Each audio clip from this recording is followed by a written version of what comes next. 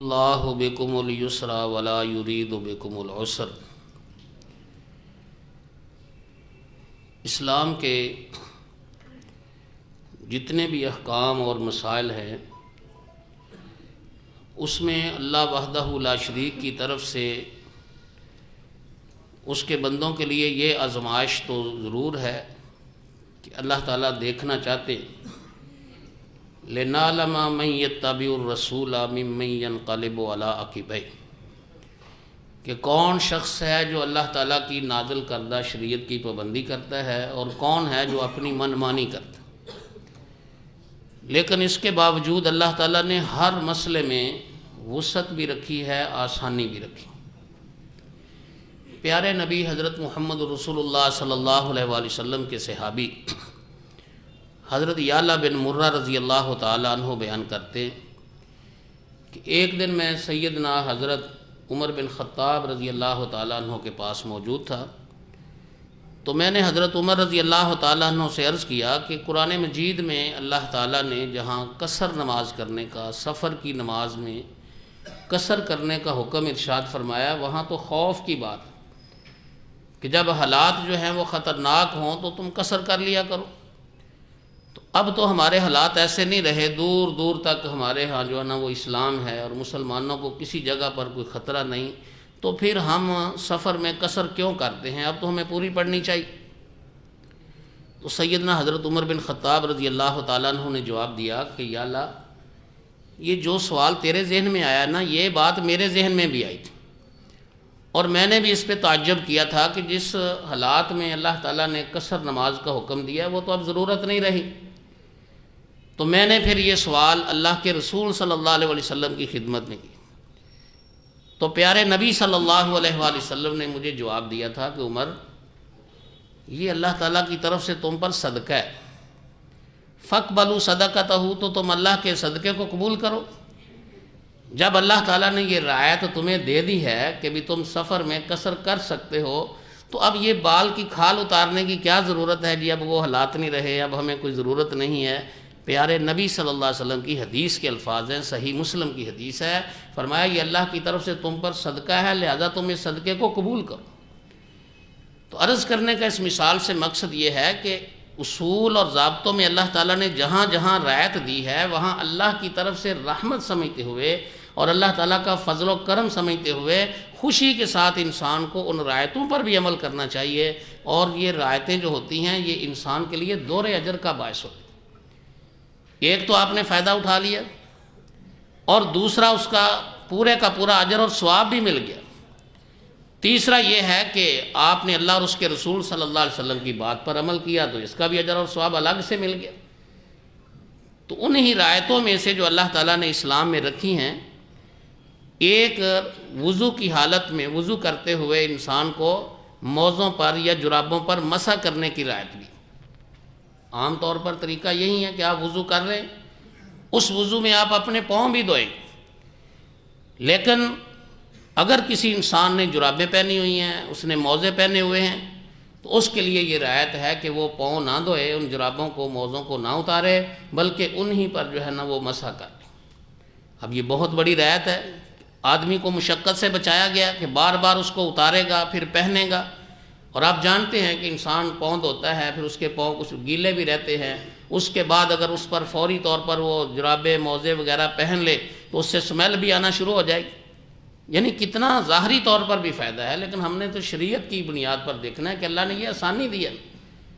سیدنا حضرت مغیرہ بن شعبہ رضی اللہ تعالیٰ عنہ یہ پیارے نبی صلی اللہ علیہ وسلم کے خادم خاص تھے، اور صحابہ کرام بھی تھے، ان میں یہ بھی شامل تھے۔ بلکہ سنن نسائی کی حدیث سے واضح ہوتا ہے کہ نبی کریم علیہ السلام بعض اوقات ان کو خصوصی طور پر خدمت کے لیے جو ہے نا وہ ساتھ لے لیتے تھے کہ یہ میری خدمت کرے۔ وہ اپنا ایک واقعہ بیان کرتے ہیں کہ رسول پاک صلی اللہ علیہ وسلم اسی طرح ایک موقع پر مجھے اپنی خدمت کے لیے ساتھ لے گئے، میں نے پانی وغیرہ لایا، آپ نے وضو کیا، تو وضو کرتے کرتے جب آپ صلی اللہ علیہ وسلم اپنے پاؤں دھونے کے قریب پہنچے نا، یعنی آپ نے سر کا مسح بھی کر لیا تو اب آپ پاؤں دھونے ہیں، تو آپ صلی اللہ علیہ وسلم نے اس وقت موزے پہنے ہوئے تھے۔ فرماتے ہیں میں اتارنے لگا تو اللہ کے رسول صلی اللہ علیہ وسلم نے فرمایا داہما انی لبستہما طاہرین، کہ ان کو چھوڑ دے، میں نے ان کو وضو کی حالت میں پہنا ہوا۔ تو آپ صلی اللہ علیہ وسلم نے پھر ان پر مسح کیا۔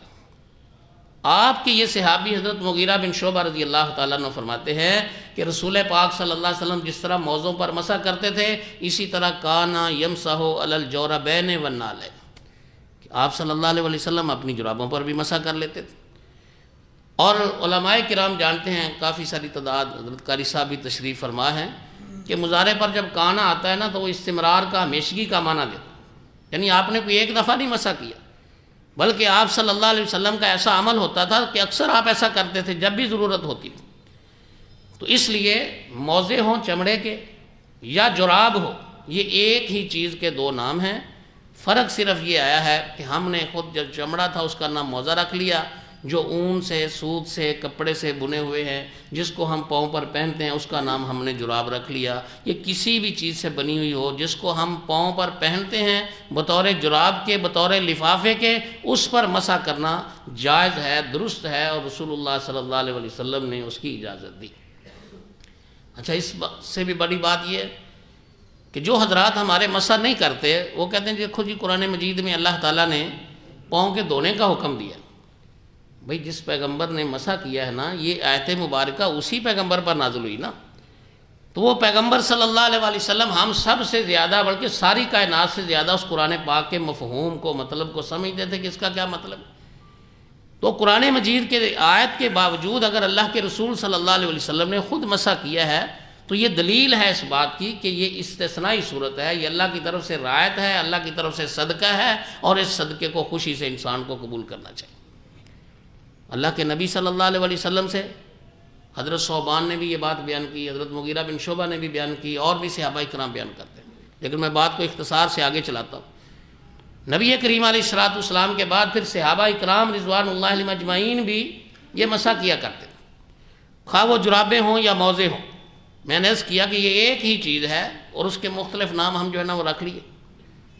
حضرت عبداللہ بن عمر رضی اللہ تعالیٰ عنہما بیان کرتے ہیں، ایک دن حضرت عمر بن خطاب رضی اللہ تعالیٰ عنہ، جمعہ کا دن تھا، انہوں نے قضاء حاجت کی، قضاء حاجت کے بعد پھر انہوں نے جو ہے نا وہ وضو کیا،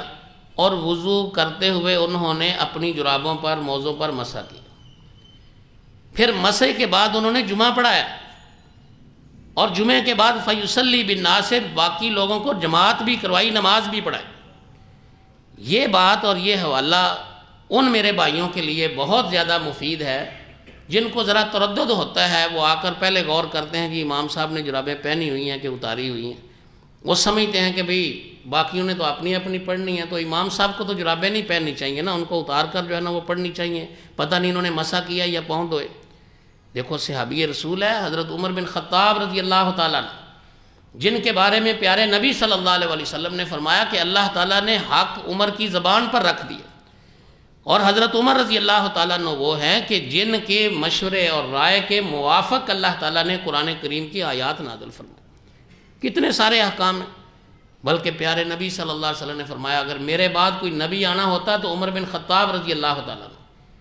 انہوں نے مسح کیا وضو کرتے ہوئے، پھر اسی مسح والے وضو کے ساتھ انہوں نے جماعت بھی کروائی ہے۔ تو اس لیے اس میں کوئی تردد والی اور شبہ والی بات نہیں ہونی چاہیے، انسان کو بالکل اطمینان ہونا چاہیے۔ اور پھر یہاں یہ بھی میں توجہ دلاتا ہوں کہ حضرت عمر رضی اللہ تعالیٰ عنہ نے جن لوگوں کو جماعت کروائی ہے وہ یا تو صحابہ کرام تھے یا تابعین تھے، ان میں سے کسی نے بھی اعتراض نہیں کیا بھی آپ جو ہے نا وہ جرابوں پر مسح کر کے پھر آپ جماعت کروا رہے ہیں۔ تو صحابہ کرام سے بھی یہ بات ثابت، صحابہ کرام سے ہم آگے چلیں تو تابعین، ایک کثیر تعداد تابعین کی جو اس مسح کے قائل تھے کہ جرابوں پر، موزوں پر مسح کیا جائے، اور جرابیں اور موزیں ایک ہی چیز ہیں، خواہ وہ روئی سے بنی ہوئی ہوں، کپڑے سے بنی ہوئی ہوں، اون کی بنی ہوئی ہوں یا چمڑے کی بنی ہوئی۔ امام عطا بن ابی رباح رحمۃ اللہ علیہ، یہ بڑے جلیل القدر تابعی، اور ان کی 200 صحابہ کرام سے ملاقات۔ حضرت امام عطا بن ابی رباح رحمۃ اللہ علیہ وہ بھی یہ بات فرماتے ہیں کہ بھی جراب جس بھی چیز کی بنی ہوئی ہے اس پر مسح کرنے میں کوئی حرج نہیں ہے، یہ جائز ہے، یہ درست ہے، یہ تابعین۔ اسی طرح دوسرے تابعین امام سعید بن مسیب وغیرہ، وہ بھی سارے کے سارے اس بات کے قائل ہیں کہ جرابوں پر مسح درست ہے۔ میں بات کو اور اختصار سے کرتا ہوں۔ اس کے بعد امام ابراہیم نخعی، یہ تبع تابعی، رسول کریم صلی اللہ علیہ وآلہ وسلم کے بعد آپ کے صحابہ سے اور تابعین سے بھی ان کی ملاقات موجود۔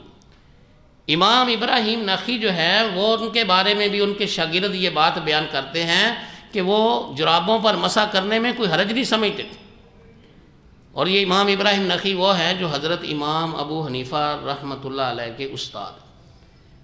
میں نے ان دونوں بزرگوں کا تذکرہ اس لیے کرنا ضروری سمجھا ہے کہ ہمارے جو بھائی جرابوں پر مسح نہیں کرتے یا مناسب نہیں سمجھتے یا ایسے امام کے پیچھے نماز پڑھنے میں ان کو ذرا اطمینان نہیں ہوتا، وہ چونکہ اپنے آپ کو ان ائمہ کی طرف جو ہے نا وہ منسوب کرتے، اس لیے میں انہی بزرگوں کا حوالہ دیتا ہوں تاکہ ان میرے بھائیوں کو اطمینان ہو جائے۔ حالانکہ یہ بات قرآن کریم سے بھی ثابت ہے، نبی صلی اللہ علیہ وسلم کی حدیث سے بھی ثابت ہے، صحابہ اکرام سے بھی ثابت ہے، تابعین سے بھی ثابت ہے۔ تو امام ابراہیم نخعی بھی اس میں کوئی حرج نہیں سمجھتے۔ اور خود حضرت امام ابو حنیفہ رحمۃ اللہ علیہ اگرچہ پہلے ان کا فتویٰ یہی تھا کہ جرابوں پر مسح نہیں کرنا،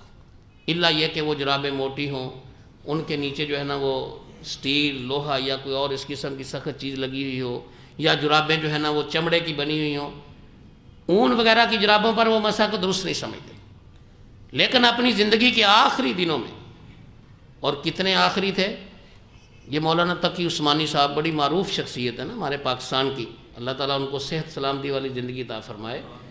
انہوں نے جامع ترمذی کی ایک شرح لکھی ہے درس ترمذی کے نام سے، اس کی پہلی جلد کے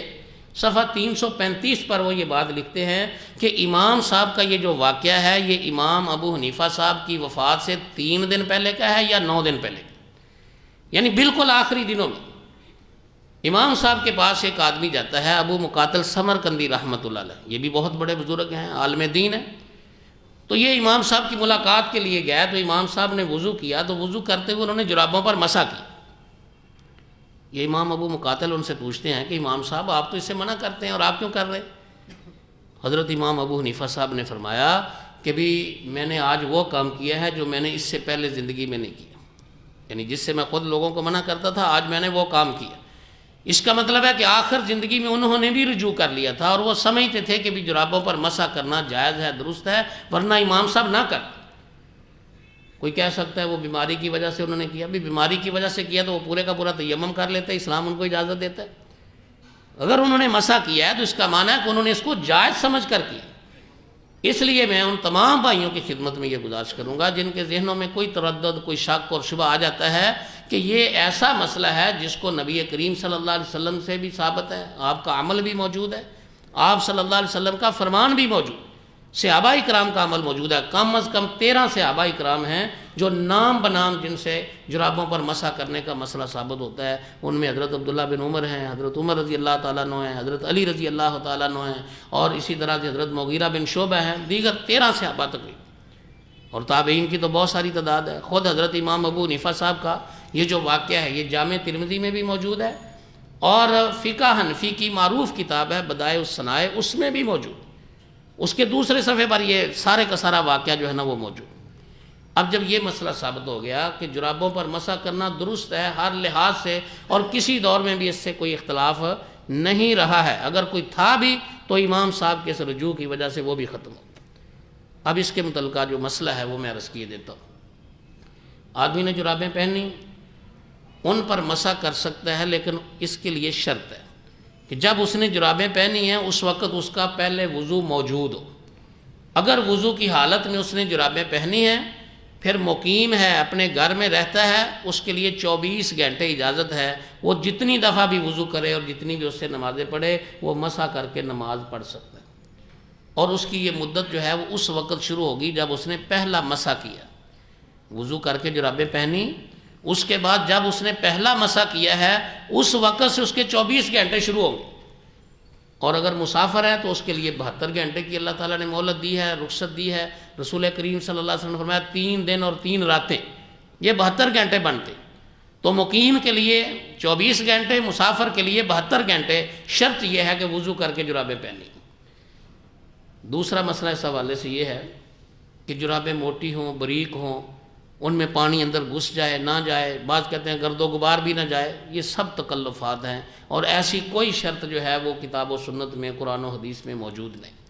جس کا نام جراب ہے، پاؤں پہ پہنی ہوئی ہے، خواہ اس کو زیب و زینت کے لیے، خوبصورتی کے لیے، خواہ اس کو گرمی سردی سے بچنے کے لیے، جس اعتبار سے بھی پہن لی اس پر مسا ہو۔ تیسرا مسئلہ اس حوالے سے ہے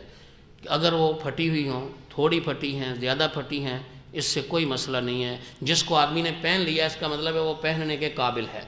اس کو انسان کسی مجلس میں بھی جا سکتا ہے تو نماز پڑھنے بھی آ سکتا ہے، لہذا اس پر مسئلہ درست۔ چوتھا مسئلہ اس ضمن میں یہ ہے کہ جس آدمی نے جرابیں پہنی ہیں، جرابوں کے لیے یا موزوں کے لیے شرط ہے کہ ٹخنوں سے اوپر ہو۔ آج کل بعض بھائیوں نے وہ چھوٹی چھوٹی جرابیں پہنی ہوتی ہیں جو ٹخنوں سے نیچے ہوتی ہیں، اپنے پاؤں کو گرد و غبار سے، مٹی وغیرہ سے بچانے کے لیے، وہ درست ہے لیکن اس پر مسا نہیں ہوتا۔